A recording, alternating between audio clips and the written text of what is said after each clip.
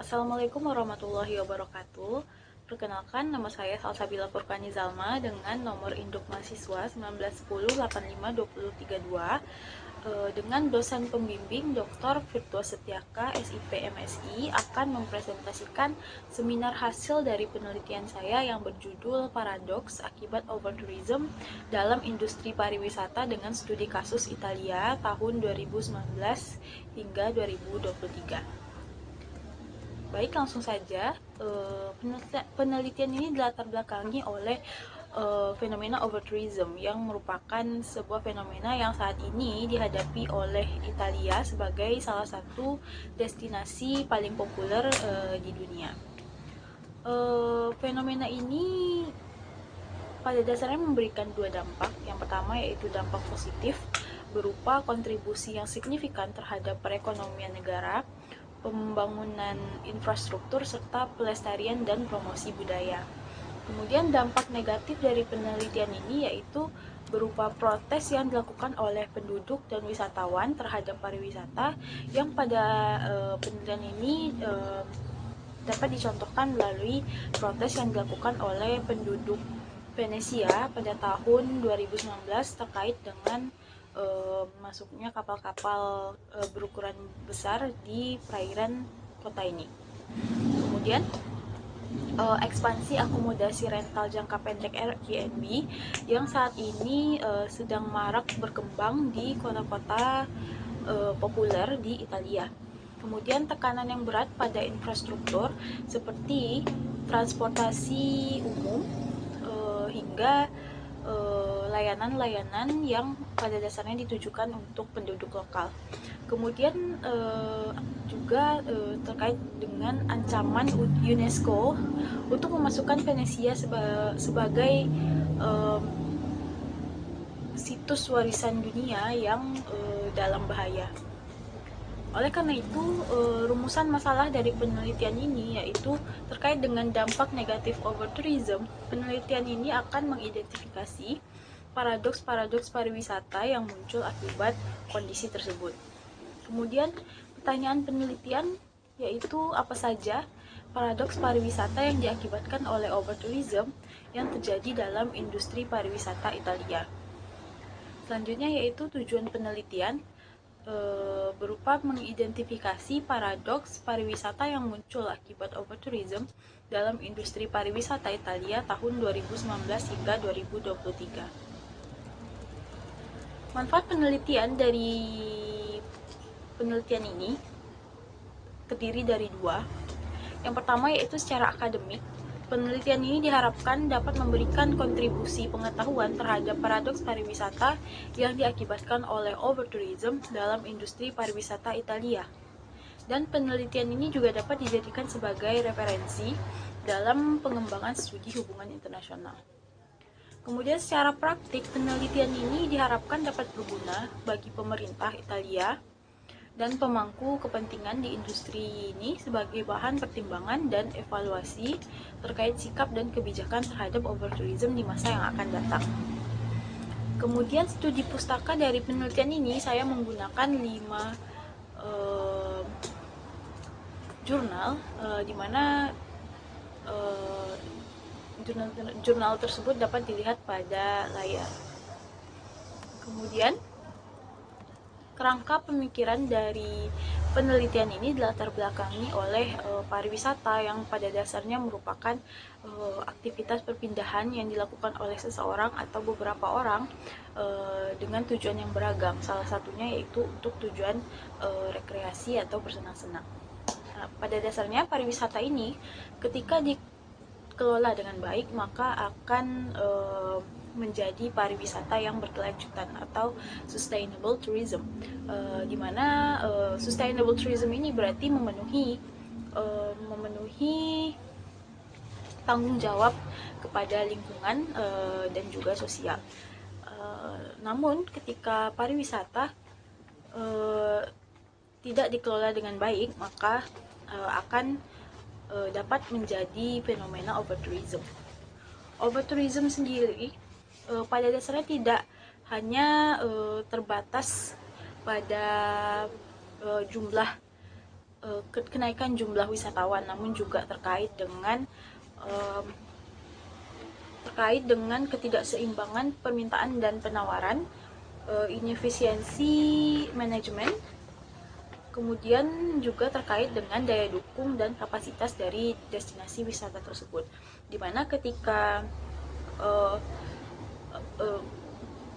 aktor-aktor terkait lebih memaksimalkan keuntungan jangka pendek tanpa memperhitungkan ke dampak jangka panjang, maka fenomena ini dapat dikatakan terjadi pada destinasi tersebut. Kemudian penelitian ini menggunakan konsep 7 paradoks pariwisata yang dikembangkan oleh Philippe Calot. Yang pertama yaitu serangan migrasi atau migratory offensive, yang terkait dengan perpindahan penduduk dan krisis perumahan. Kemudian ekosida yang terkait dengan dampak lingkungan yang diakibatkan oleh pariwisata. Selanjutnya yaitu kenormalan yang tidak terkendali atau rampant normality, yang terkait dengan normalisasi praktik-praktik pariwisata yang tidak berkelanjutan seperti konsumerisme, komodifikasi budaya dan sejarah. Selanjutnya yaitu jejak karbon. Jejak karbon ini terkait dengan emisi karbon yang dihasilkan melalui aktivitas pariwisata, di mana hal ini contohnya yaitu karbon dioksida, sulfur oksida, dan nitrogen oksida. Kemudian yaitu pembatasan planet.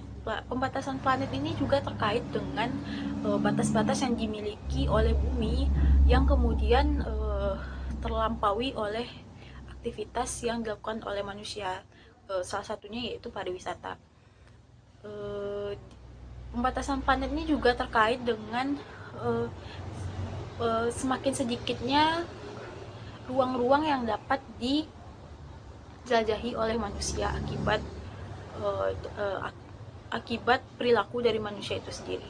Selanjutnya yaitu paradoks air. Paradoks air ini juga terkait dengan krisis air dan konsumsi sumber daya air yang berlebihan, khususnya pada destinasi-destinasi wisata yang telah menghadapi pasokan air yang terbatas. Selanjutnya yaitu metodologi dari penelitian ini, yaitu menggunakan jenis penelitian kualitatif dengan pendekatan studi kasus eksploratif dengan batasan penelitian tahun 2019 hingga 2023 dan level analisis negara. Unit analisis dari penelitian ini yaitu paradoks pariwisata di industri pariwisata Italia, sedangkan unit eksplanasinya yaitu fenomena overtourism di Italia.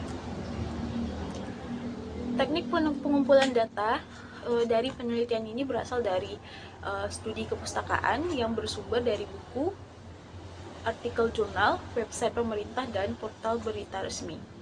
Kemudian teknik analisis data yang menurut Robert Kayin itu ada 5 teknik analisis data penelitian studi kasus, yang terdiri dari pencocokan pola, pembuatan eksplanasi, analisis deret waktu, model logika, dan sintesis lintas kasus.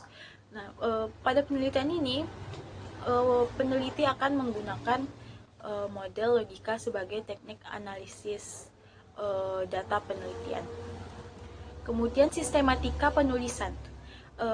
Pada bab 1 telah dibahas pendahuluan. Bab 2 terkait dengan sejarah dan dinamika industri pariwisata Italia. Bab 3 fenomena overtourism yang terjadi pada industri pariwisata Italia.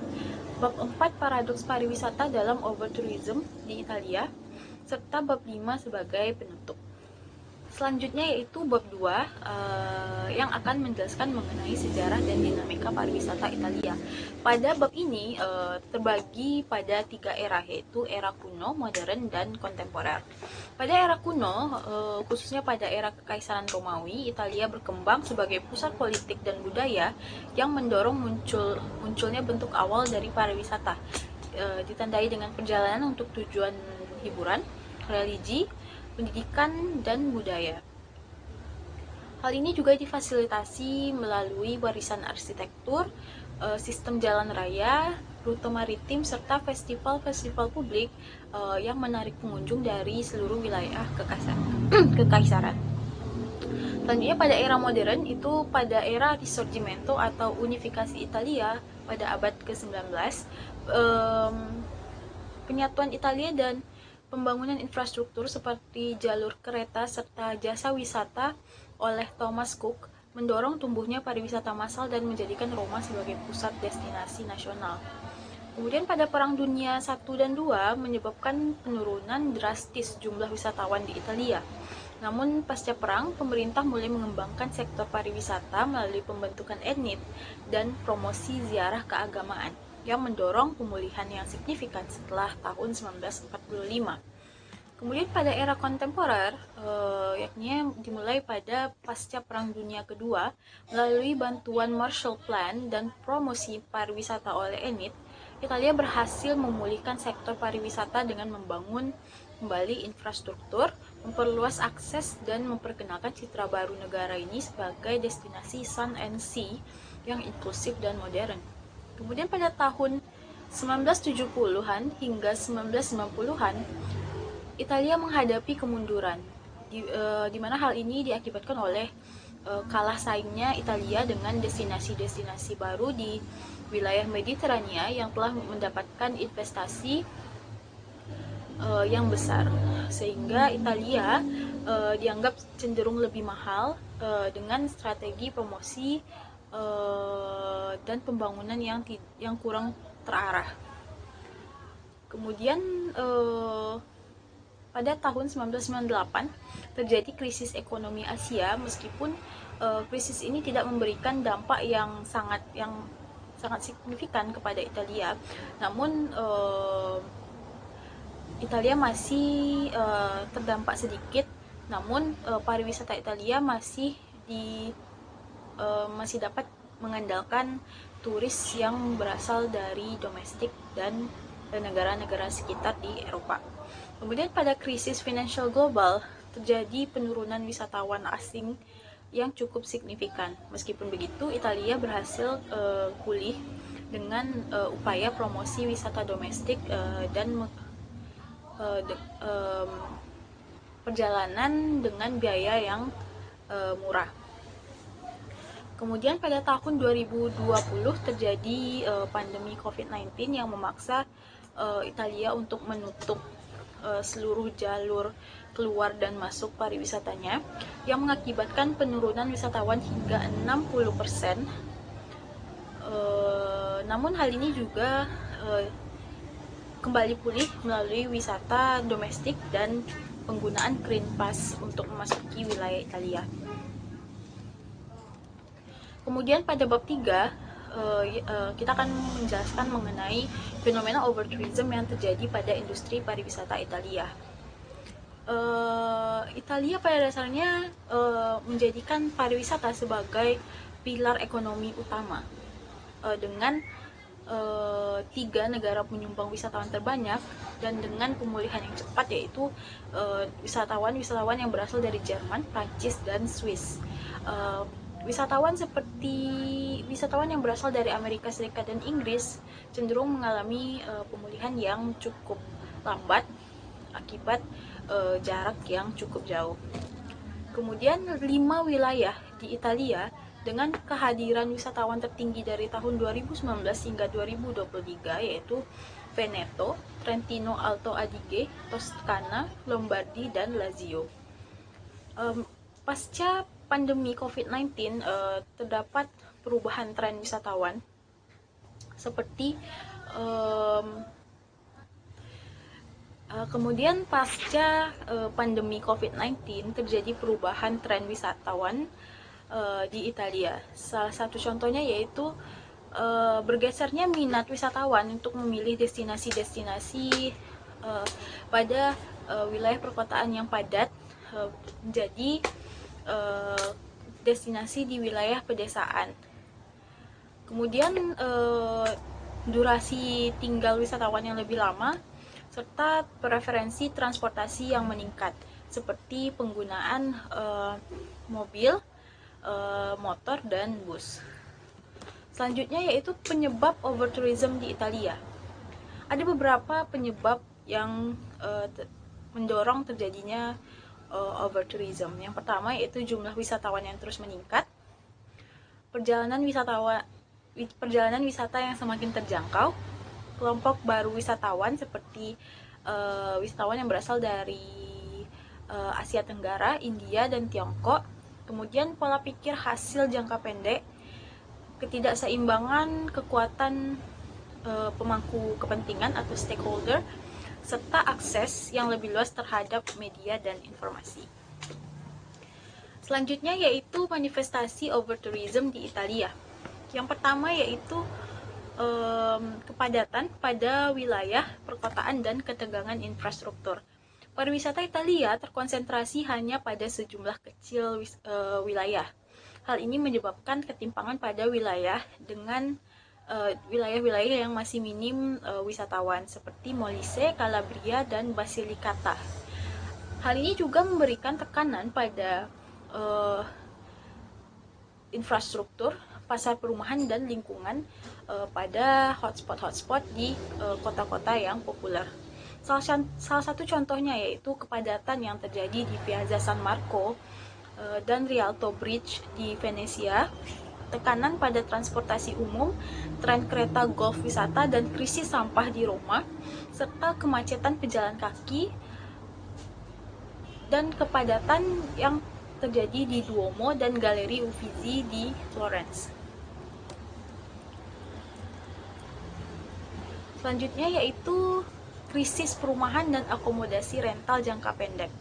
Overtourism dan akomodasi rental jangka pendek seperti Airbnb menyebabkan kenaikan harga sewa, gentrifikasi, dan pengungsian penduduk lokal. Airbnb menawarkan pengalaman yang autentik, namun berdampak mengubah karakter dari destinasi tersebut. Hal ini mendorong kenaikan biaya hidup, penggusuran penduduk lokal, dan transformasi ruang kota menjadi ruang konsumsi wisatawan.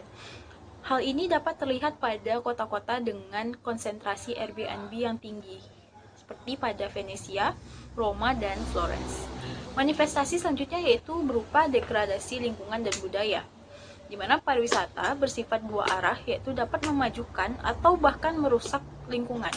Dengan fokus utama pariwisata pada umumnya yaitu berupa eksploitasi sumber daya alam dan budaya demi keuntungan ekonomi dan kesenangan. Manifestasi umum dari degradasi lingkungan dan budaya yaitu berupa konsumsi energi dan air yang tinggi, kerusakan ekosistem dan transformasi fungsi lahan, perilaku wisatawan yang merusak lingkungan dan situs-situs budaya, polusi air, udara dari transportasi massal seperti pesawat terbang dan kapal pesiar, hingga polusi suara dan polusi estetika. Selanjutnya yaitu kita akan membahas bab 4 yang terkait dengan paradoks pariwisata dalam overtourism di Italia. Yang pertama yaitu serangan migrasi. Serangan migrasi ini terkait dengan krisis perumahan dan perpindahan penduduk, yang perpindahan wisatawan secara massal ini menciptakan tekanan dan penjajahan simbolik terhadap ruang hidup lokal. Dapat dilihat bahwa dari tahun 2019 hingga 2023, jumlah penduduk Italia menurun dari 59,8 juta penduduk menjadi 58,9 juta penduduk. Hal ini juga erat kaitannya dengan Airbnb yang mengubah fungsi hunian dan mengakibatkan kenaikan harga sewa dan perpindahan penduduk lokal. Studi kasus dari paradoks ini dapat terlihat di Florence dengan konsentrasi Airbnb khususnya di pusat sejarah itu sebanyak 70% dari 11.000 Airbnb. Kemudian juga di Roma terdapat hingga 24.000 Airbnb di kota ini. Selanjutnya Venesia yang terlihat melalui menurunnya jumlah populasi penduduk di kota ini dari 175.000 pada tahun 1951 menjadi kurang dari 50.000 penduduk pada tahun 2022. Selanjutnya yaitu ekosida yang terkait dengan degradasi lingkungan yang merujuk pada perusakan ekosistem dan keanekaragaman hayati yang disebabkan oleh aktivitas manusia. Khususnya dalam konteks pariwisata, menurut Kalot, ekosida itu merupakan genosida terhadap alam. Ketergantungan yang besar terhadap pariwisata mendorong Italia untuk mengeksploitasi sumber daya secara tidak terkendali, di mana hal ini dapat terlihat melalui emisi SO dan NO serta polusi yang dihasilkan oleh kapal pesiar di pelabuhan Civitavecchia di Roma. Kemudian Pantai Amalfi juga menghadapi erosi dan tanah longsor akibat aktivitas pariwisata yang tinggi. Dan juga Venesia akibat keluar masuknya kapal dan perahu di perairan ini menyebabkan kerusakan ekosistem di Laguna di kota ini. Selanjutnya yaitu rampant normality atau kenormalan yang tidak terkendali. Normalitas yang tidak terkendali ini menggambarkan kondisi ketika fenomena atau krisis terjadi secara perlahan dan sistematis hingga dianggap sebagai suatu hal yang wajar. Dalam konteks pariwisata, hal ini terjadi ketika praktik pariwisata yang tidak berkelanjutan terjadi secara bertahap dan dianggap sebagai hal yang normal. Hal ini juga terlihat dari bagaimana aktor-aktor pariwisata menoleransi terjadinya ekspansi Airbnb, kepadatan pada infrastruktur, hingga komersialisasi ruang publik sebagai realitas sehari-hari dan bagian dalam kebijakan pariwisata dan ekonomi. Normalisasi ini dapat dilihat melalui fruit tourism yang menjadi salah satu kebijakan yang digunakan oleh pemerintah pada tahun 2024 yang pada dasarnya dianggap sebagai salah satu upaya untuk menanggulangi overtourism. Namun penduduk lokal mengkhawatirkan hal ini akan menciptakan hotspot pariwisata di destinasi lainnya. Selanjutnya, komodifikasi pertunjukan budaya dan kerajinan di Venesia, museumisasi seluruh bagian kota di Florence, hingga normalisasi konsumerisme di Roma. Selanjutnya yaitu ghetto. Menurut Kalot, kontradiksi pada upaya konservasi destinasi wisata kemudian malah menciptakan eksklusivitas dan segregasi pada destinasi tersebut. Hal ini terlihat dari kebijakan yang dibentuk oleh pemerintah berupa pembatasan akses, zonasi, dan pembentukan ruang-ruang terpisah yang justru menciptakan ruang-ruang yang hanya bisa diakses oleh kalangan tertentu. Hal ini juga mengubah fungsi ruang hidup yang ditujukan yang seharusnya untuk penduduk lokal menjadi ruang konsumsi wisatawan. Hal ini terlihat dari konsentrasi Airbnb yang tinggi, khususnya pada area pusat sejarah dan budaya di Florence, dengan konsentrasi Airbnb hingga 77%, Venesia dengan konsentrasi 73%, dan Roma dengan konsentrasi 62%. Hal ini berarti dari seluruh Airbnb di kota-kota tersebut, misalnya di Florence itu 77% dari Airbnb di seluruh kota itu terkonsentrasi pada area pusat sejarah dan budaya. Selanjutnya yaitu carbon footprint. Carbon footprint atau jejak karbon itu merujuk pada total emisi gas rumah kaca seperti karbon dioksida, sulfur oksida, dan nitrogen oksida yang dihasilkan secara langsung maupun tidak langsung melalui aktivitas manusia. Aktivitas pariwisata yang menghasilkan emisi ini berasal dari transportasi, akomodasi, produksi, dan penyajian makanan dan minuman, serta layanan dan rekreasi. Kontributor paling utama terhadap emisi yaitu melalui transportasi seperti pesawat terbang, kapal pesiar, mobil, motor, dan lainnya. Bahkan pada tahun 2019, kontribusi pariwisata terhadap total emisi nasional yaitu 8,4%, meskipun akibat pandemi COVID-19 angka ini memang menurun. Studi kasus yang dapat dilihat pada paradoks ini yaitu emisi karbon dioksida yang dihasilkan pada bandara-bandara yang paling sibuk di Italia, seperti Bandara Fiumicino Roma menghasilkan 3,5 juta ton karbon dioksida per tahunnya. Kemudian Bandara Malpensa di Milan menghasilkan 2,19 juta ton karbon dioksida. Bandara Bergamo di Milan menghasilkan 578.000 ton karbon dioksida, serta juga Bandara Marco Polo di Venesia yang juga menghasilkan 514.000 ton karbon dioksida. Kemudian pembatasan planet atau planetary confinement. Paradoks ini terkait dengan batasan bumi yang telah dicapai akibat aktivitas manusia yang terus meningkat, khususnya pada pariwisata. Bumi memiliki kapasitas ekologis yang terbatas, namun pariwisata justru mempersempit ruang yang dapat dijelajahi oleh manusia. Dengan kontradiksi etisnya berupa pariwisata yang dipromosikan sebagai bentuk kebebasan dan eksplorasi alam justru menciptakan kebijakan yang mengikat dan membatasi ruang kebebasan dan ruang untuk bergerak. Bahkan 4 dari 9 batas bumi itu telah terlampaui, seperti perubahan iklim. Di Venesia itu contohnya emisi yang dihasilkan oleh kapal pesiar itu sulfur oksida 9% dan nitrogen oksida itu 8%.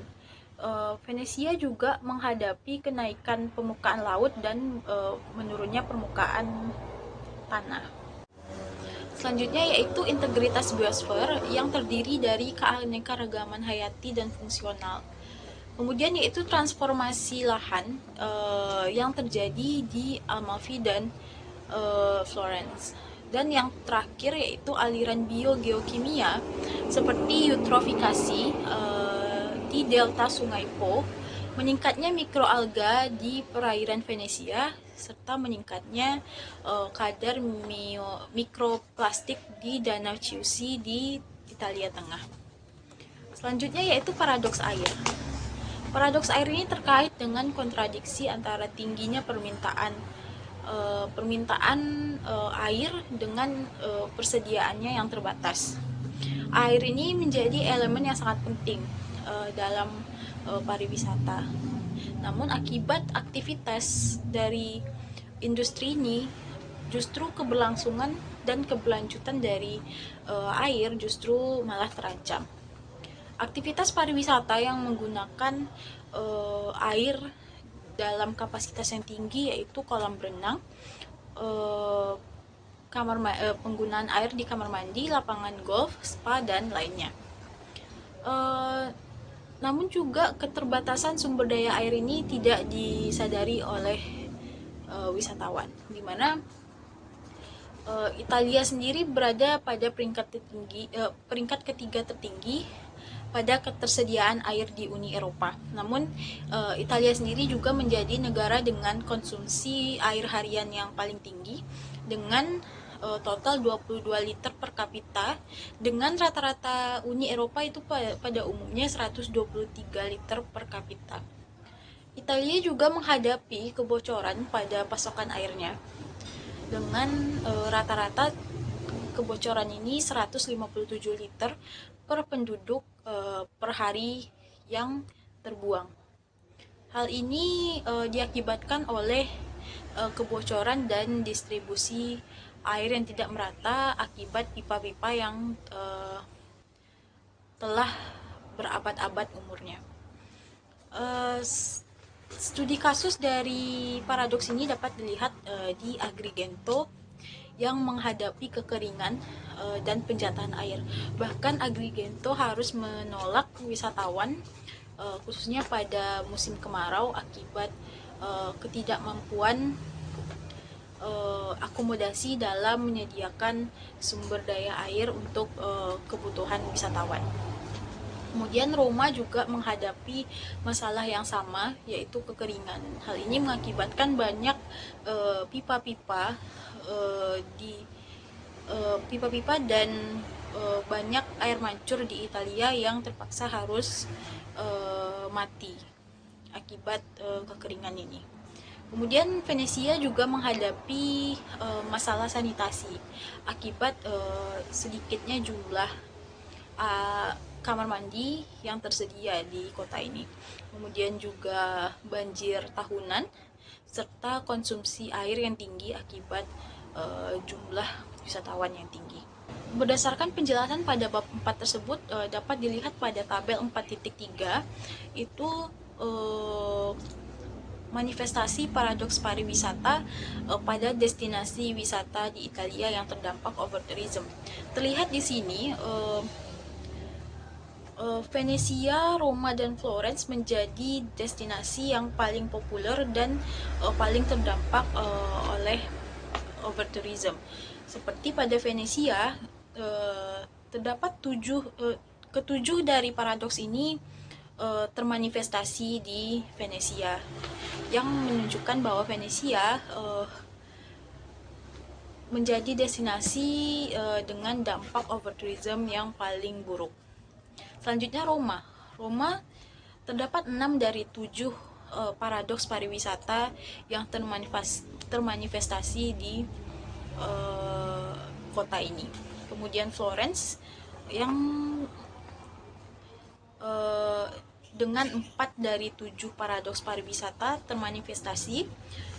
Kemudian disusul oleh Pantai Amalfi dengan 2 paradoks, serta Milan dan Agrigento masing-masing 1 paradoks pariwisata yang termanifestasi. Oleh karena itu dapat disimpulkan bahwa dari 6 destinasi wisata yang paling terdampak